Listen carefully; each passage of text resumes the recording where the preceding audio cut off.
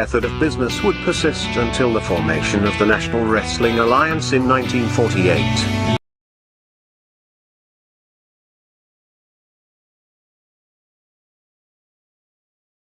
The NWA as a central governing body, with its singular, undisputed world champion, would be absolute and undeniable.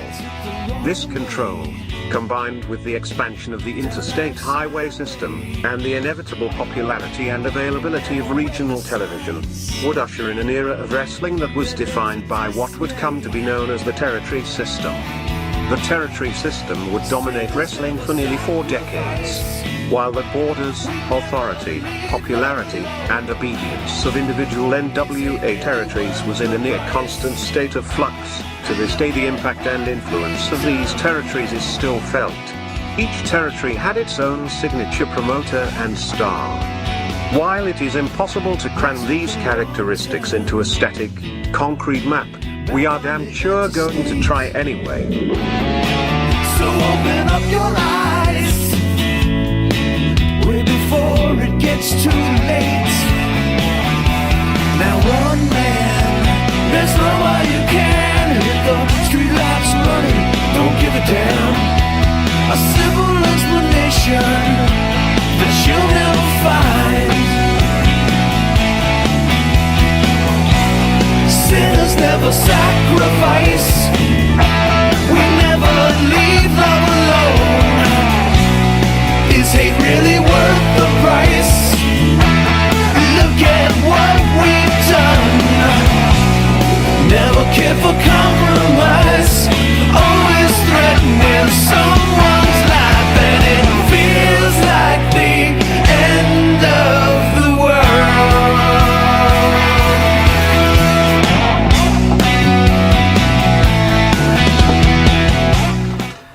And welcome back to This Week in Wrestling, brought to you straight out of Indie Music Studios in Ronkonkoma, Long Island, New York. That's where we are. Yeah. So far, you're on. Go. So there's quite a lot going on in wrestling these days. What do you think, Pharaoh? I think it's fantastic. Why wouldn't it be? It's fantastic right now, especially in the WWE. It's great. Gotta love it. So where should we start? How about Rey Mysterio and his jump to SmackDown? Oh, it's for you.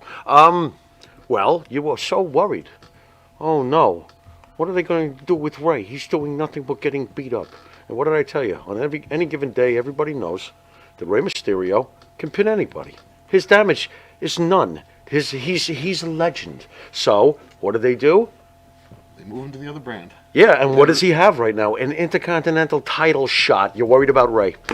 Hey, I told you. You got to listen to the Pharaoh sometimes. Sometimes, not all the time. I think they're just listening to us and kind of moving stuff around based on what we're saying. Yeah, you know what? They might be. I do know that they appreciate the program, so, or at least they're aware of it. I don't know about appreciate. Yeah, I was a little surprised for Rey to go over in that 4-way. I really expected Solo to go over. You would think, but hey, in a way, it makes sense to me. Look, Rey Mysterio's done. Look, again, it's business. He's done a lot of favors recently. Oh yeah. Okay, he's owed. Out of respect, this is the game that they play, and it made sense to me. Rey's fine. Don't worry about Rey.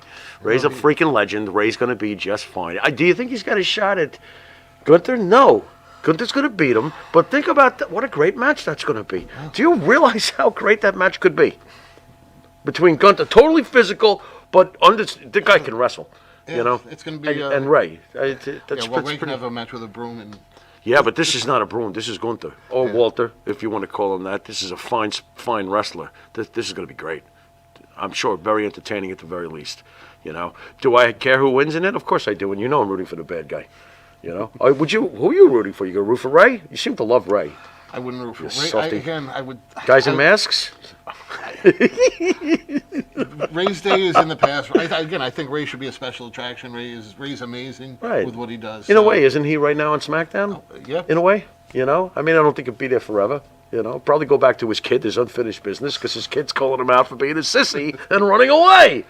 Yeah, but then how does the kid act when Rhea, he's listening to Rhea? Well, that's his mom, kind of. It's a very strange relationship, but it seems to be working.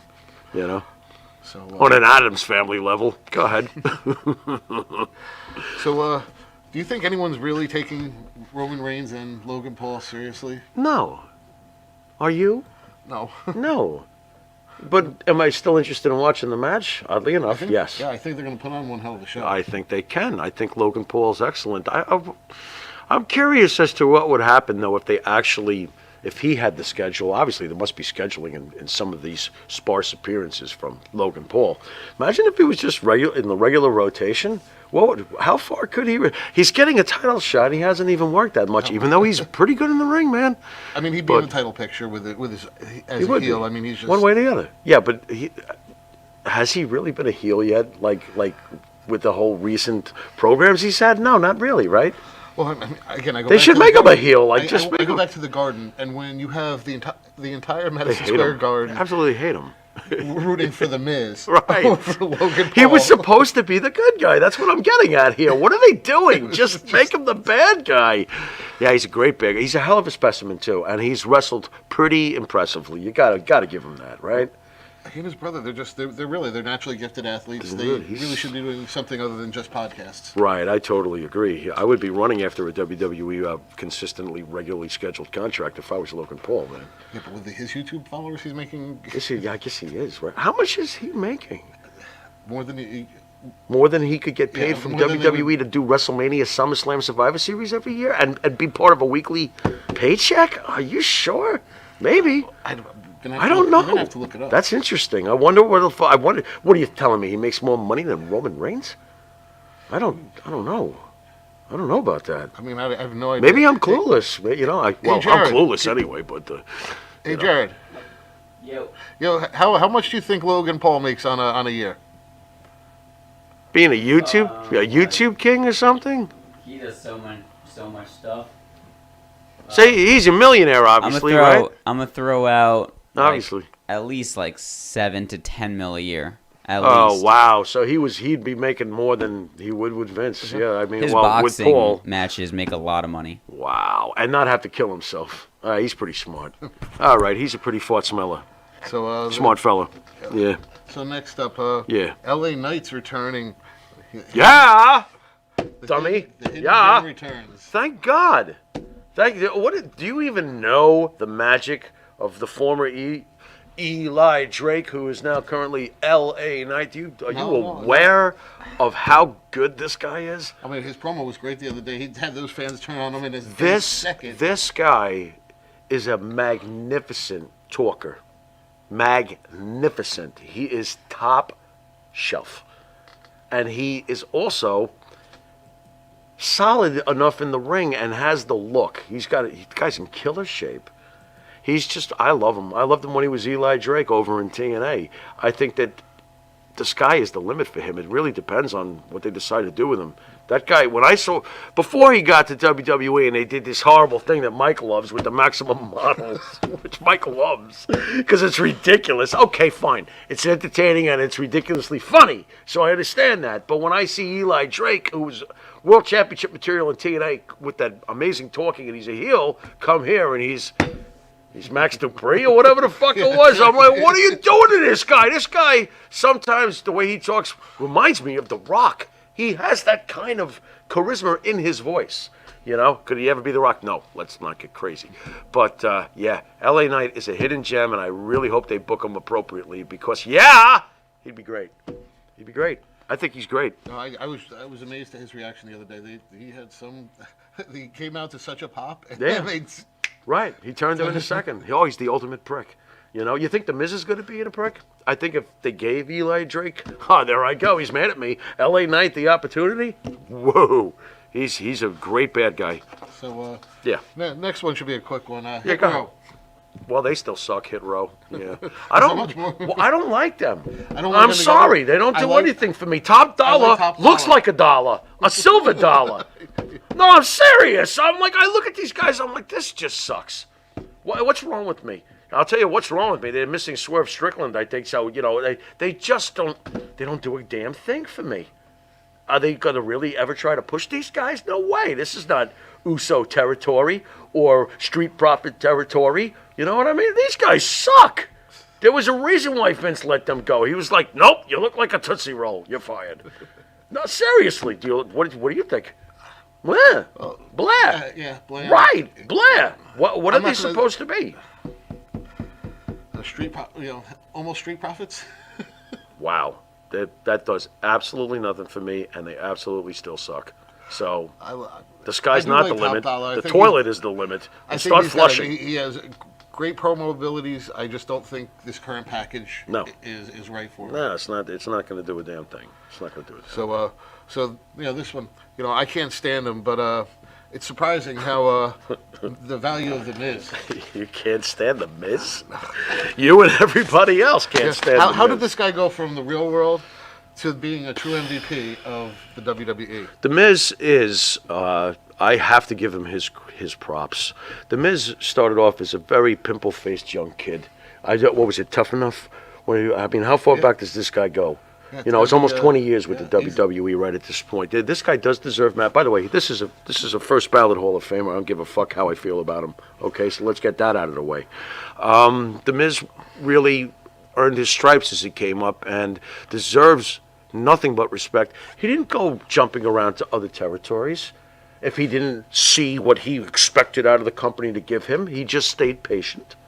Just like Kevin Owens has been patient ever since he came to WWE. Just like AJ Styles has been patient ever since he came to WWE. And he did his job, got better and better at what he was trying to do, and they rewarded him for it. Oh, imagine that. For all those people who scream and bitch about the WWE doesn't give people opportunity, The Miz is an embodiment, love him or hate him, of how perseverance in that company can pull through.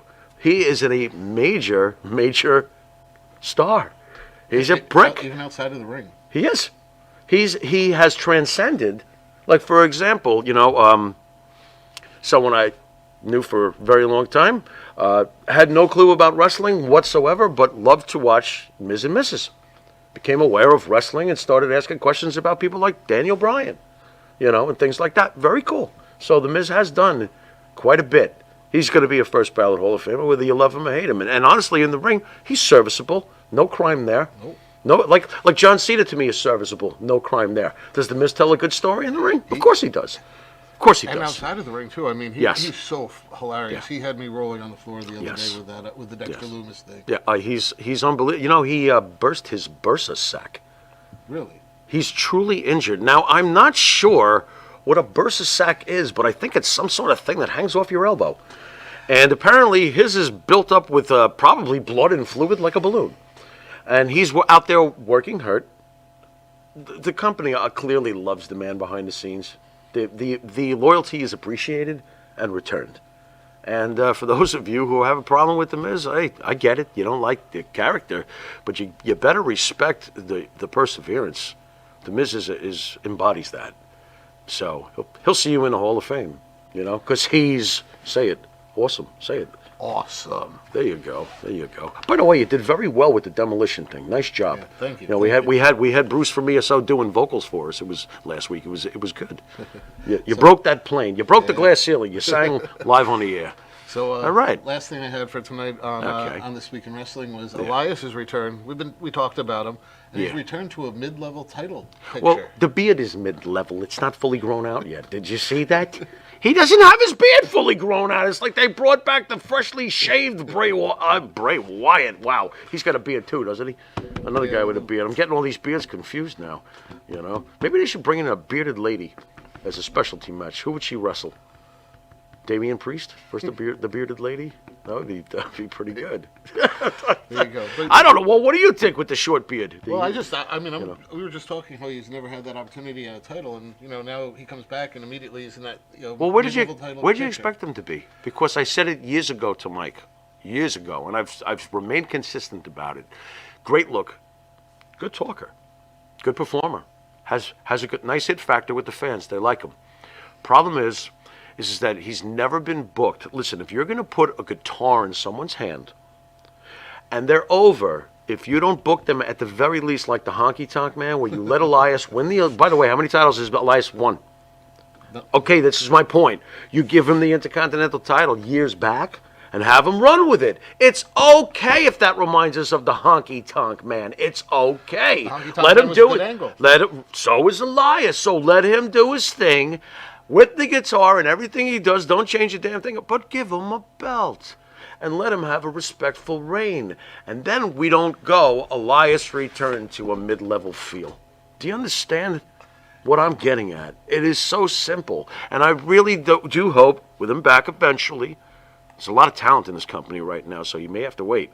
But eventually, they'll give him a belt and let him hold it for a while, so people will be into the fact that he's not just totally over with them as a performer and has it factor, that we could take him seriously as to winning something and being somebody that may not always be the guy who's losing, you know, because the guitar thing right now limits him. I almost wish he'd break it and go, screw this already, and win a few belts. How about that? That's what I think about that. But I told you that they weren't two people. I told you. So You were convinced they were two people and they should do a tag team. Yeah, how'd that work out? He came back. It's one guy, like Kevin said. Okay? Jimmy, we're looks like we're about out of time. Oh, we are? Yeah. All right, well, that flew by. Yeah, you want to take us on out of here? I certainly do. You've been watching This Week in Wrestling. And until next week in wrestling, I'll be here. Some Bruce here, right here. He is so creative. I'm the Pharaoh. Later. Later.